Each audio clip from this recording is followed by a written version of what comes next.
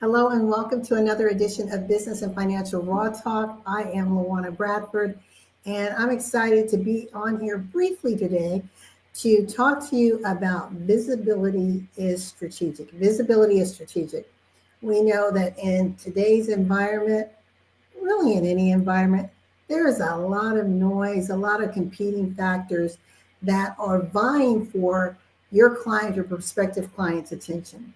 And the question that you have to ask is, how do I become seen? How do I become heard? How do I become that attraction magnet that it is a no-brainer that I am the best viable option? Well, with anything, it takes planning and it takes strategy. See, we can all use hope methodology and spin our wheels and wait for the phone to ring, wait for clients to hit our queue, wait for our funnels to fill up, or we can become very strategic in how we position ourselves to get noticed, position ourselves to amplify our voice. And so that's what we're going to be talking about today, just briefly, and it's what I like to call Tuesday tips. So we're going to come on today with a little tip for you to consider, especially when it's visibility on a platform. We'll be back in just a second.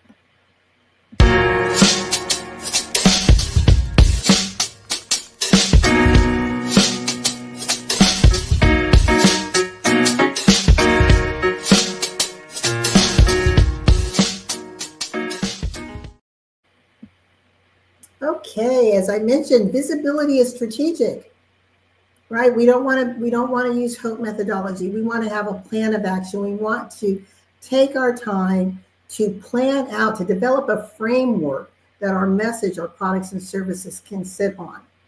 And this particular visibility, because there's many lanes that you can take, I want to talk to individuals who are seeking to be interviewed.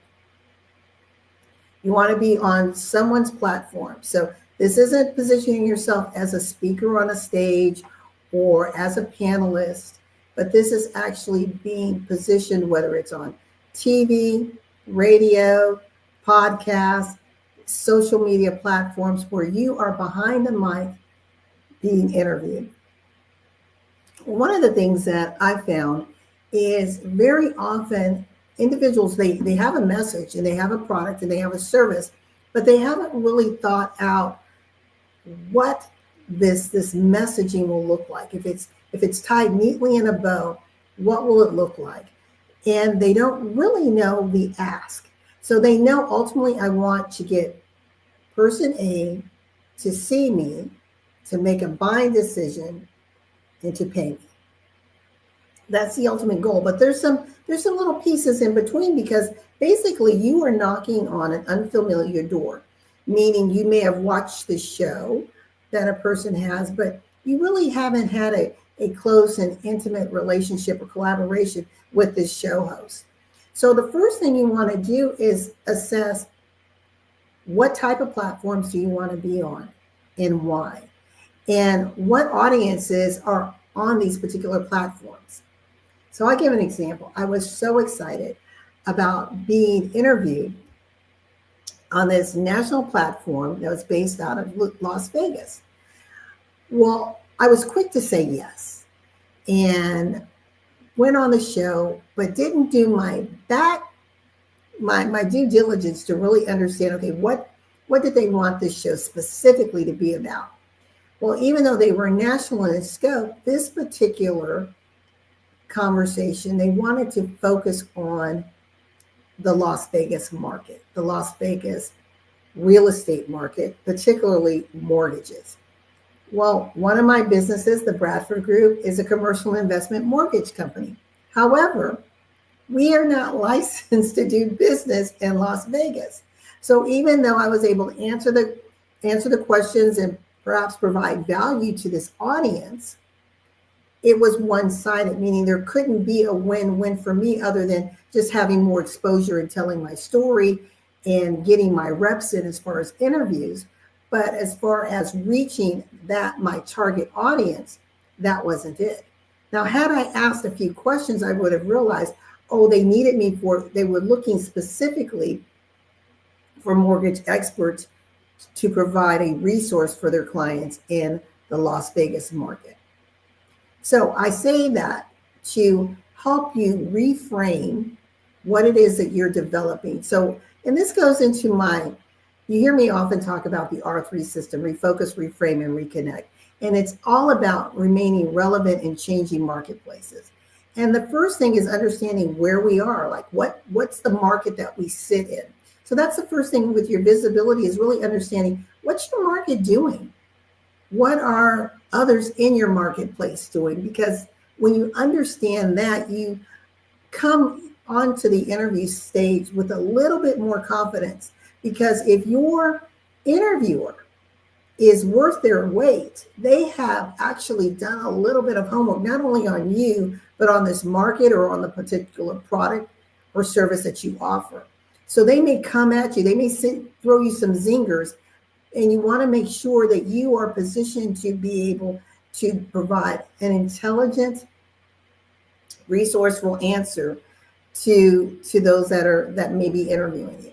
So the first thing is really refocusing on where you sit, and even thinking about some of your wins, because they may ask you about something great and wonderful that you've done, which helps to build your credibility and authority in a particular area, especially when you can bring in that third-party endorsement for something that you've done.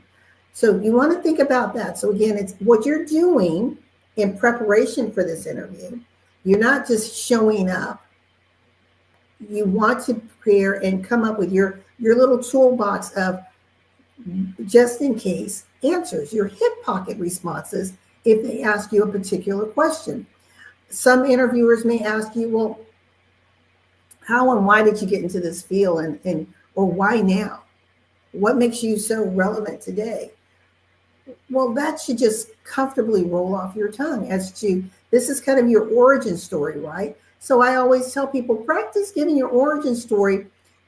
You may have, depending on the platform, it may be a 55-minute show that you're on, but it may be condensed down to a 10, 15-minute spot. So you want to be able to tell your story, get your key points across in a way that by the end of that show, again, visibility is strategic, you've accomplished what you want to accomplish.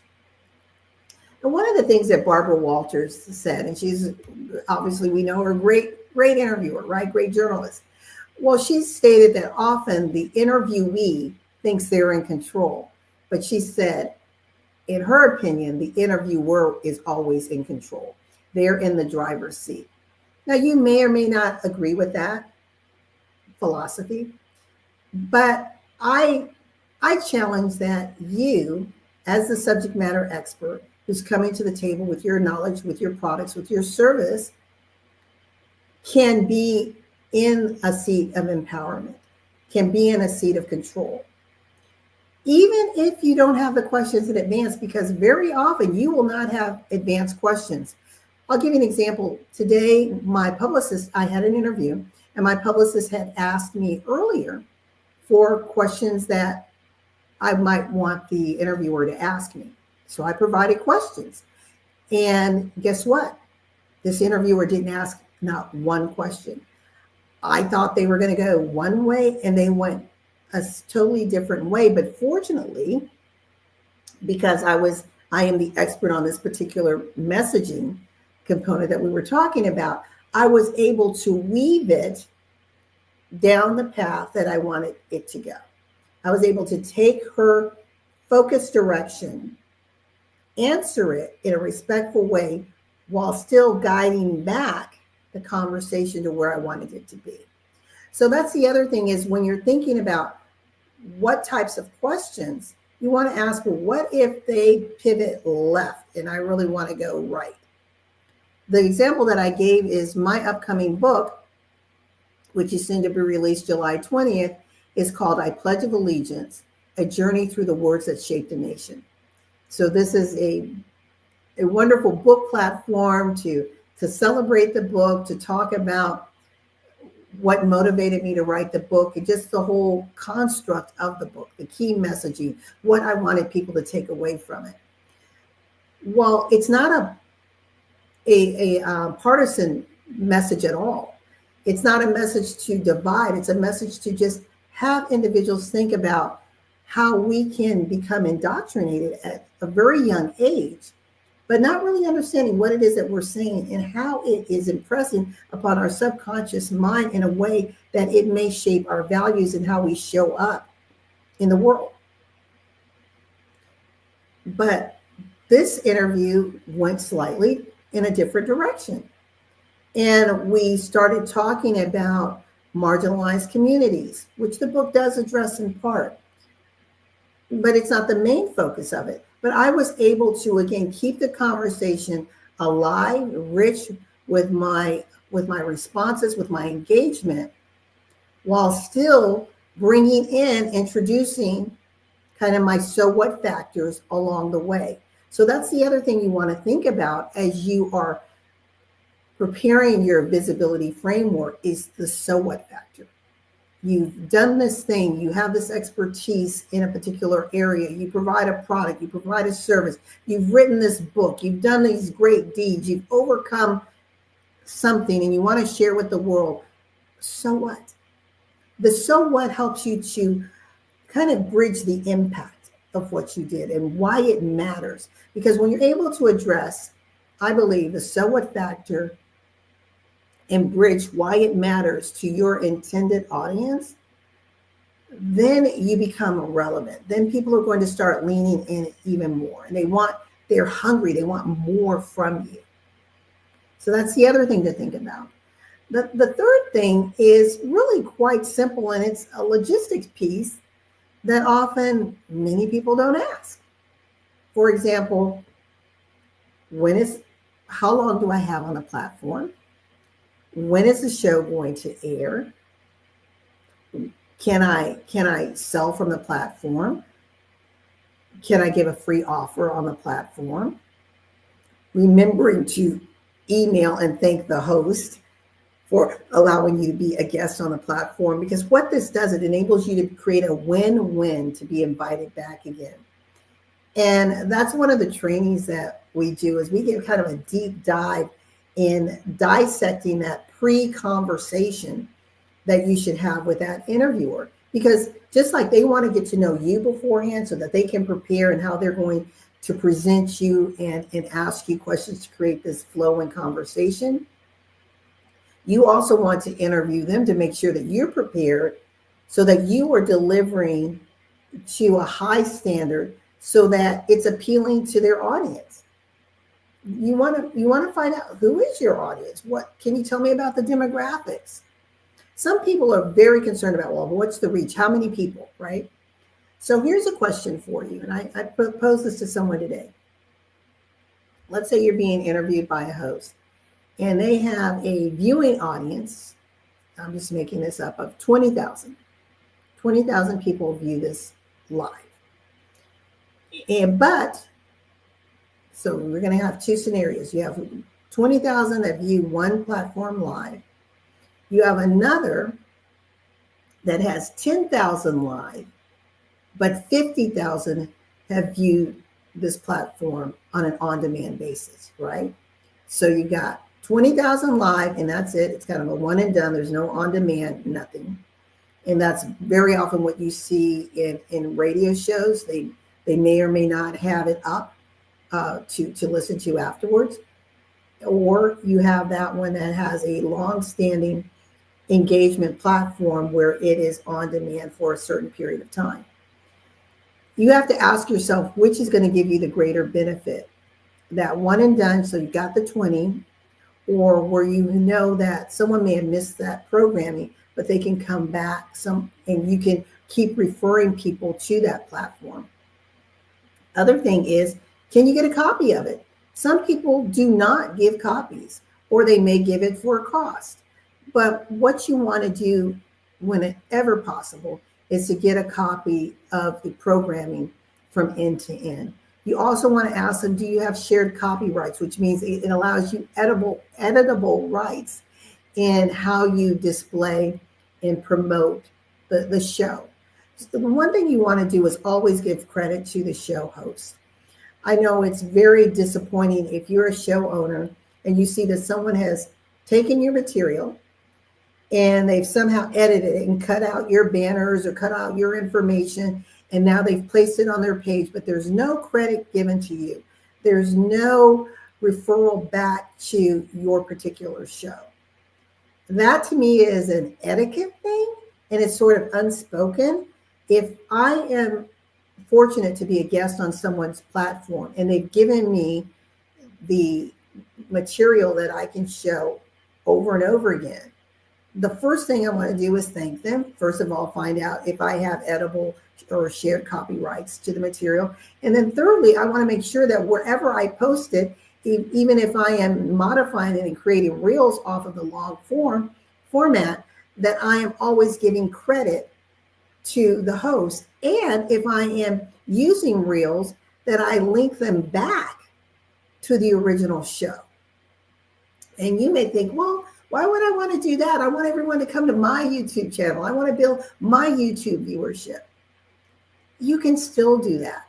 There's different lanes, right? So you can message to your YouTube audience or those that you're trying to build, but also give credit to that show host because they are also trying to build their viewership. And if you're this great and dynamic guest, why don't you want to celebrate them and also introduce your audience to theirs? So again, just think a little bit about that in your conversation. So again, you want to understand just the basic logistics, find out if you can get a copy. Also, you want to find out when is it going to air and will there be collateral associated with it? So again, we're talking about visibility is strategic. Will they have collateral that you can use? Or can you white label the collateral? Can you co-brand the collateral? Or is it sufficient the way it is that you could use to help market the upcoming show as well as post-production? So there's many strategies to take that one show and slice and dice it in so many ways. Now, the one thing that I found when I'm talking to my coaching clients is they're excited about being interviewed and they've got it and it's a one and done. They let people know it's airing. They may come back in a week or so and say, hey, if you missed it, but then they never use it again. You want to, if you have a key message and if you feel you knocked that interview out the park, make it evergreen. Use it over and over and over again. AI allows you to simplify your time and your energy when it comes, and streamline, I guess is a better word, to streamline your efforts. So you've got, let's say, this long form, it's 55 minutes. And in that 55 minutes, they asked you 10 questions. So you have the one, right? Now you have your 10 questions. So now out of that one, you have 11 possible reels. Now from those reels, you can have drip campaigns where maybe you now put the audio into AI and ask it to now write you up a nice little LinkedIn piece. Or perhaps it's an email campaign where you're giving people another offer. So there's so many ways, again, that one moment of time that you can be strategic in how you maximize your visibility. And instead of spending your will to say, how many programs and platforms can I get on? And you're on a lot, but you're not reusing the material. I see it as such a waste. You know, you've got this, it's like I keep going to the store and I'm filling my freezer with food, right? And I take a little bit and I eat a little bit, but then I keep packing it away, packing it away, packing it away, packing it away. Well, this is a way to build your evergreen repository. Let's say, for example, you've done this great interview and someone saw it and they asked, I know that there's going to be a speaking engagement session, or there is a session where they're looking for facilitators or moderators or instructors on a particular topic. Do you have any material that you can send us? Well, yeah, if you had created your interview in a way that allowed you to have a teachable moment or moments in it, then you can take that and now it becomes one of your promotional reels for who you are. So again, third party endorsement. The other thing is I always ask my interviewers, how was it? Would you mind writing me a quick review or giving me just a brief testimonial? And I make it really easy for them. I send them a thank you, and I have a little form, and it's like, did I meet your audience expectation?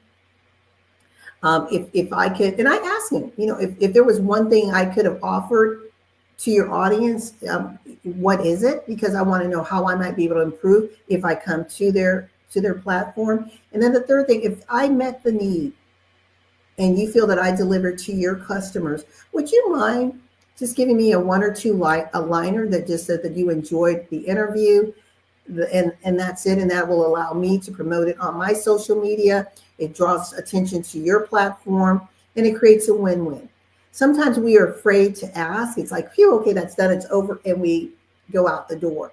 You want to keep that engagement going because you never know who these individuals know, right? You never know what other opportunities may exist. We'll be right back before we close out.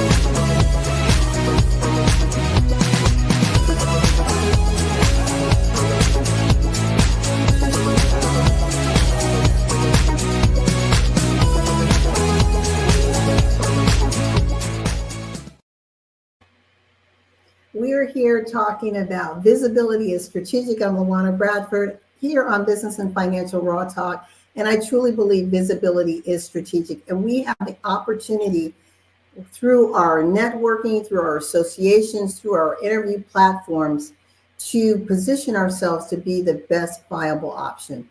And the particular platform that we are talking about is if you've got your podcast, you have your radio, you have your TV shows, you have your streaming networks, you have your social media platforms, YouTube platforms. There's so many different ways that you can position yourself to get the message known. And the first is when we talked about refocusing, understanding where you are in your current environment, in your current industry.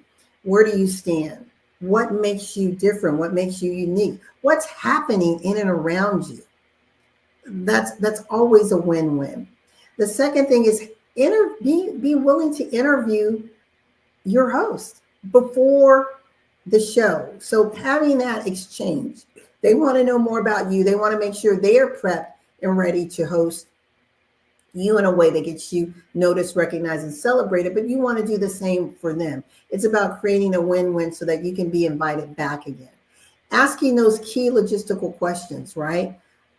Who is your audience, your demographics? When is this going to be posted? Will I get a copy of it? Will it be shared copyrights? Will I have editing rights? And also making sure that you give credit where credit is due and don't just try to take all the glory yourself. We are almost out of time, and I just want to encourage you that there are so many opportunities out there to position yourself to be the best viable option. But the first thing that is so important is you have to really know what your central message is, what that call to action is, why it would matter to that particular audience, and how do you position yourself to become endearing and trusting to that audience. You can build trust in a very brief period of time. So whether you're on a show for 20 minutes, 55 minutes? Perhaps you're fortunate to land on major media and you have 3 to 4 minutes. How are you able to condense your messaging down? So I always encourage individuals, whatever your core is, and if you know you want to promote that over and over again, and I'll use like my book that I mentioned, um, I Pledge of Allegiance, A Journey Through the Words That Shaped a Nation. I have to be positioned whether I am on a long form show where I have 55 minutes like I did today, and we can just bounce ideas and have this great, wonderful, rich conversation, to if I get a call from my publicist who says, LaWanna, I've got you on a CBS network or CBS affiliate station, and they're going to talk to you for about 3 to 5 minutes. You ready to go? I need to make sure that I am seasoned and polished enough in my delivery, in that so what factor, in that final call to action, that whether I have 55 minutes or 3 to 5 minutes, the impact is the same. And that's one of the things that we train on is, again, how to create that win-win, how to go from hidden to seen, how to be that best viable option, and to do so in a communicative way that builds trust, rapport, and confidence. Because the greatest, I think the greatest feeling is when you get that endorsement from the show host. And when they tell you, wow, this was so great. Once that book launches, or once you do whatever you're doing, we want to have you back again. We want to hear, what's next. We want to hear how things are working for you. That's when you know you've hit the sweet spot. Now, you may not hit it all the time, but if you have a strategy in place, again, visibility is strategic. When you have a strategy in place and you just don't go willy-nilly, but you have visibility by design, creating your framework that works not only for you, but for the host, then you're going to see yourself creating more impact, influence, and ultimately income. I want to thank you so much for joining me for this brief edition of Business and Financial Raw Talk. I am LaWanna Bradford, and I want to encourage you to, you've heard me talk about this book, go to Amazon.com. We are in pre-order stage for my book, I Pledge Allegiance, A Journey Through the Words That Shaped a Nation. We are in pre-order right now, and it will actually launch on July 20th. Go in, check it out, and would love your support, and would love to have you as a guest on the show if you're interested. If you have a business book, if you have innovation when it comes to business application and financial solutions, reach out to us, and I have it below here. Just type guest info on the subject line and email me at LaWanna@BradfordGroupMTG.com. Again, put guest info in the subject line and email me at LaWanna@BradfordGroupMTG.com. I'm so excited because our new talent director, Miriam Smith-Stevens, is on it. I mean, we're already building up for the end of summer and fall season, our series for the summer and fall. Love for you to be a part of that. So contact us and we will talk about how you can be a part of our E360 TV community and Business and Financial Raw Talk. Well, with that, be safe, be well, and remember that in life and in business, when your vision intersects with opportunity, success is inevitable. Until next time, be well.